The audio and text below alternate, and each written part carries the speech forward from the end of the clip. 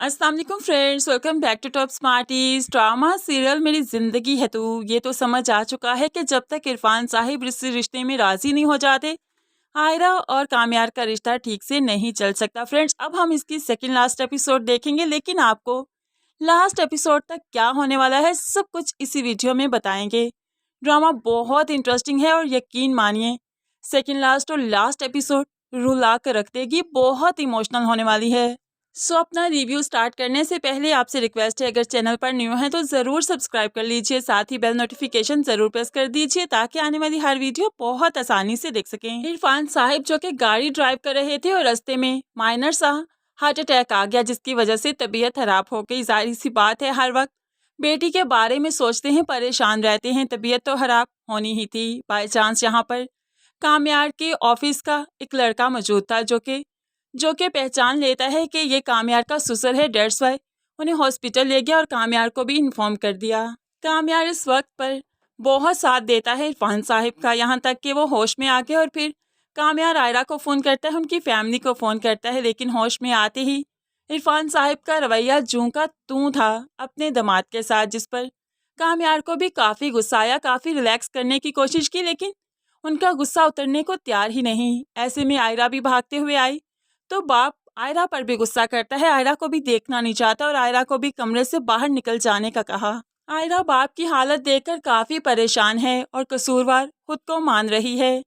खैर, वो बाप को ज़्यादा अजियत देना नहीं चाहती, परेशान करना नहीं चाहती, तभी तो कमरे से बाहर निकल आई। लेकिन अब वो कामयार के पास भी जाती है, क्योंकि कामयार ने इस सब में बहुत साथ दिया है आयरा का, आयरा की फैमिली का। वो कामयार का शुक्रिया अदा करती है और बाप के रवैये के लिए माफ़ी भी मांगती है, जिस पर अब के बार कामयार कुछ और तरह से ही रिएक्ट करता है।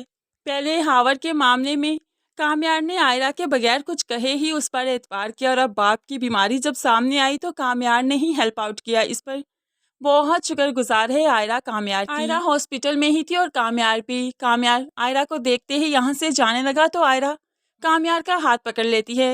रुको तो सही, बाबा की तरफ से मैं माफ़ी मांगती हूँ तुमसे, उन्हें इस तरह से रिएक्ट नहीं करना चाहिए था, लेकिन देखो ना, उन्होंने मेरे साथ भी ठीक बिहेव नहीं किया, वो मुझसे भी नाराज़ हैं, ऐसे में तुम तो इस तरह से नाराज़ मत हो ना। तो अब कामयार कहने लगा, मुझे लगता है सारे फसाद की जड़ मैं ही हूँ। अब तो मुझे लगता है कि अगर मैं तुम्हें छोड़ दूंगा तो तुम्हारे फादर तुम्हें अपना लेंगे, और तुम्हें मुझसे क्या ही मिल रहा है। गले में एक ढोल बांधा है जो कि बजाना पड़ रहा है, अगर ये तुम उतार फेंक दो तो तुम अपनी फैमिली के साथ सेट हो सकती हो, अच्छी ज़िंदगी गुजार सकती हो, तो तुम क्यों ये ढोल बजाना चाहती हो, जबकि मेरी तरफ से तुम्हें कोई खुशी नहीं मिल रही, तुम्हें कोई खुशी की उम्मीद भी नहीं मिल रही।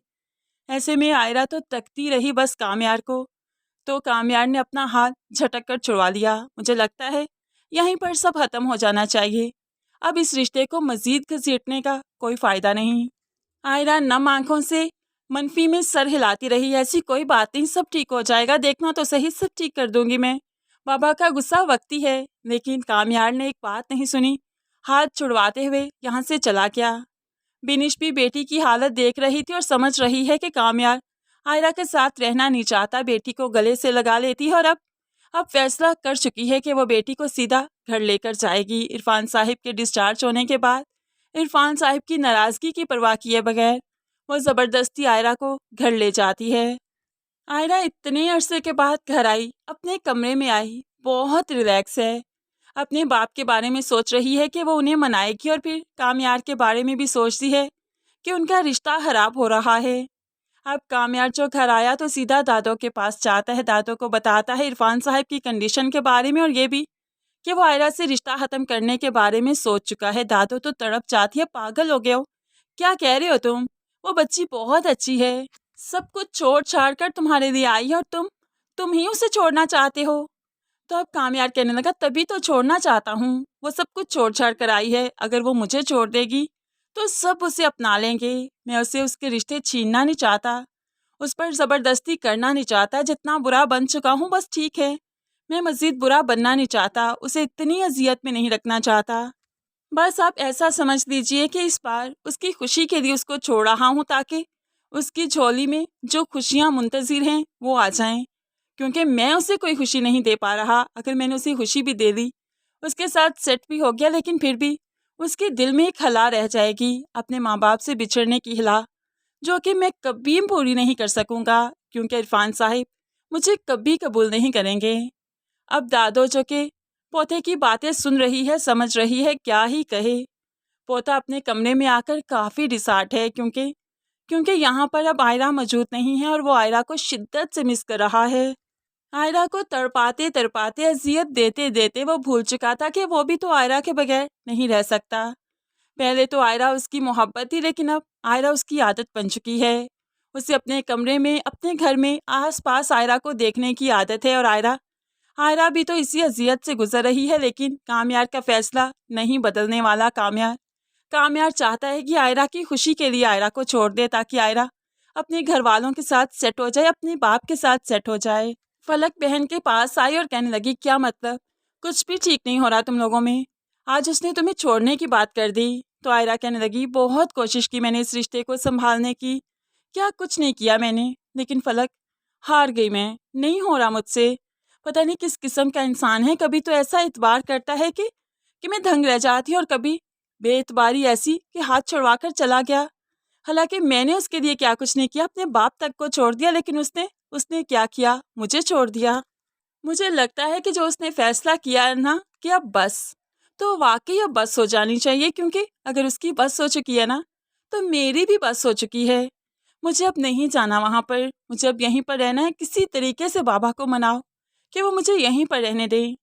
पलक बहन के घर को इस तरह उजड़ते हुए नहीं देख सकती, इसलिए इसके घर को एक लास्ट चांस और देती है और इश्तियाक को अब भेज देती है ऑफिस में, जहाँ पर कामयार मौजूद था। इश्तियाक कामयार से मिलने आता है और यहाँ पर फाइनल डिसीजन होगा।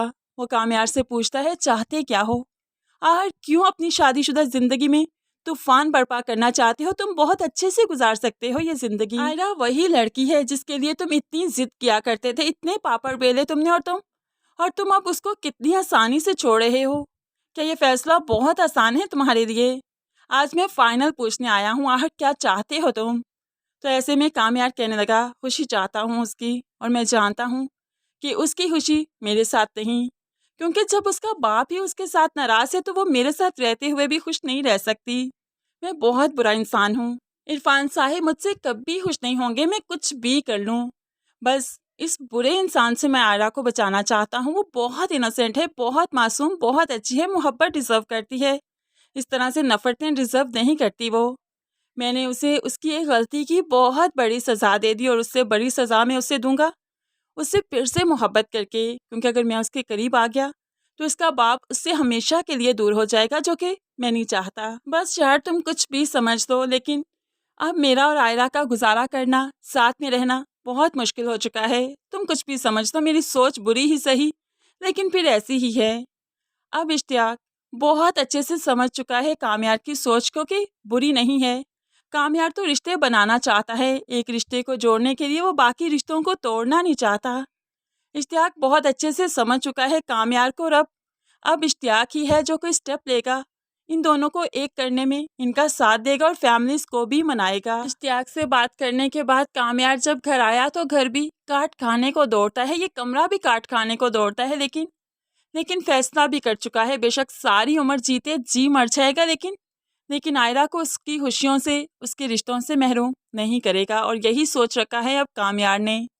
इश्तियाक जो कि बहुत अच्छे से समझ चुका है कामयार की सोच को, इसलिए इरफान साहिब से बात करता है कामयार और आयरा के रिश्ते के लिए, जो कि एक भी पल के लिए इरफान साहिब मानना नहीं चाहते। नहीं, अगर आयरा को यहाँ पर रहना है तो वो कामयार से हर रिश्ता ख़त्म करेगी, अगर यहाँ पर नहीं रहना तो फिर चली जाए अपने घर। ऐसे में इश्तियाक बताता है कि वो कामयार से मिला था और उसकी सोच ये है कि वो आयरा को छोड़ देगा, सिर्फ इसलिए कि आप नाराज़ हैं, आप कामयार को पसंद नहीं करते, सिर्फ आपकी खातिर वो आपकी बेटी को छोड़ देगा। क्या आप ये चाहते हैं सारी उम्र आपकी बेटी तलाक का दब्बा लिया बैठी रहे, सारी उम्र इस गम में बैठी रहे कि उसने बाप और शौहर में से किसी एक को चुनना था और उसने बाप को चुन लिया? क्या आप चाहते हैं सारी उम्र खुशियों से महरूम रहे? क्या हमेशा के लिए शादी ना करने का फैसला कर ले, मर्दों से उसे खौफ आने लगे, वो डरने लगे शादी से? क्या चाहते हैं आप? सारी उम्र आपने आयरा का साथ दिया, उसे तहफ़्फ़ुज़ दिया, उसके फैसलों में खुश हुए, और आज ज़िंदगी के इतने बड़े फैसले में क्या आप खुश नहीं हो सकते?